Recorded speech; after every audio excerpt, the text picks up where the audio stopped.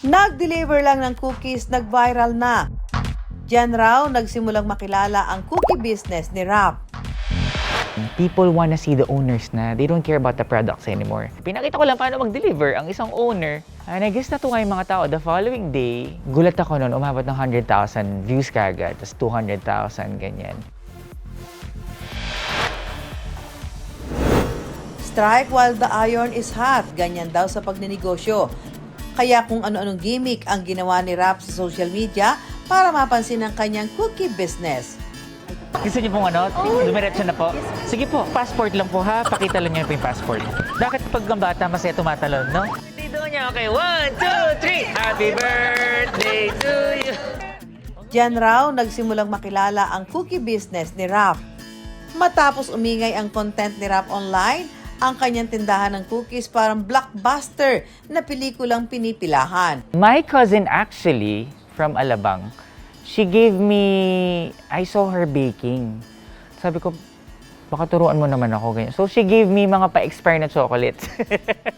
So I was really forced to create recipes. Then yun, doon siya nag-start. And this is your senior flight captain, Rap. Dating flight attendant si Rap bago naging baker. Isa siya sa libo-libong nawala ng trabaho noong pandemic. Just like anybody else na natanggalan ng trabaho, naghanap ako ng, kumaga, source of sense of accomplishment ba. Doon nag-bake lang ako kasi nga, I was super depressed pagkatanggal ko sa trabaho ko. Once I created the recipe, pinatikim ko sa pamilya ko. Tapos sabi ng mami ko, oh, okay to magbenta na tayo.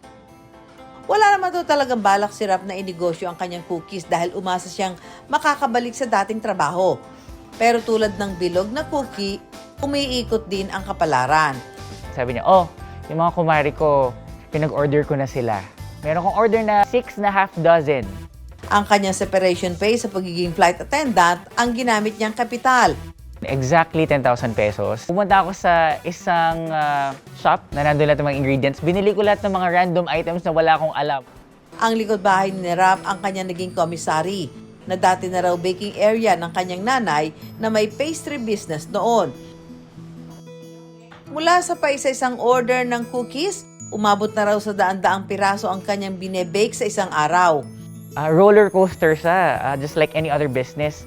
I thought makukuha mo siya ng one time, pero hindi. At first, kala ko rejection. Kasi who would wanna be stripped off of your title of being a flight attendant? Oh my God, it was just a beautiful job, you know. Ngayon, na-realize ko, nag-redirection pala siya. Gabi pa lang, inihahanda na ni Rap ang mga sangkap na gagamitin. Unang agenda sa umaga ang paggawa ng cookie dough. Sa mixer ilalagay ang brown butter premix at iba pang sangkap.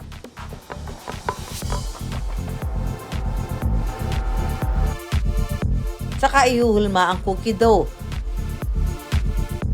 Lahat mano-manong ginagawa. Ilalagay ang flavors. Saka ibe-bake for 15 minutes.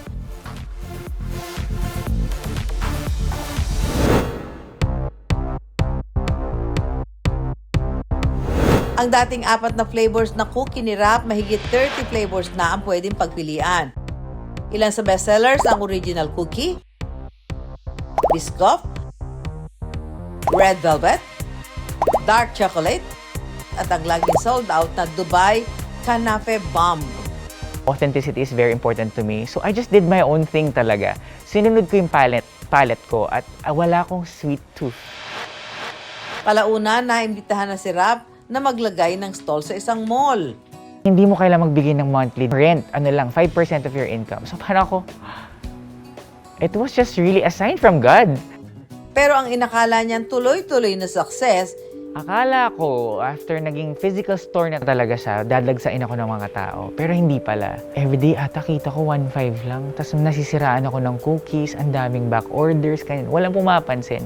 Free taste po, ma'am. pero hindi tumiklop si Rap sa pagsubok at nakahanap ng suporta sa social media. Kung may nawawala pong bata na medyo malusog, nandito po siya ngayon. Ang kanyang followers sumugod at dumayo pa sa Pampanga para bumili ng cookies. Yung vibe kasi niya, ay pag-usap sa tao, friendly, approachable. Wala siya kasing lasa sa ibang sellers. Iba yung combination ng flavor. Dumayo from Manila pa, nahanap namin to. Ma'am Susan, balita ko wala ka daw hamong inuurungan. Kaya i-challenge kita. Magpataasan nga tayo ng cookie. Challenge accepted. Ayan ha. Ngayon, tinatanggap ko ang hamon mo na magpataasan tayo ng cookie. Tingnan natin kung kaninong cookie ang mataas. Cookie mo? Cookie ko. Yan. Gamit ang siyanse na ito. At ang isang kamay, hindi mo hawak ang beat. Hawak natin ang siyanse. Magpapataasan tayo ng cookie. Ay, natumba. Ihanda ang 1 minutong bilang. Timer starts now! Abang hirap na ito, ha? Parang huwag kang masyadong magmadali dyan.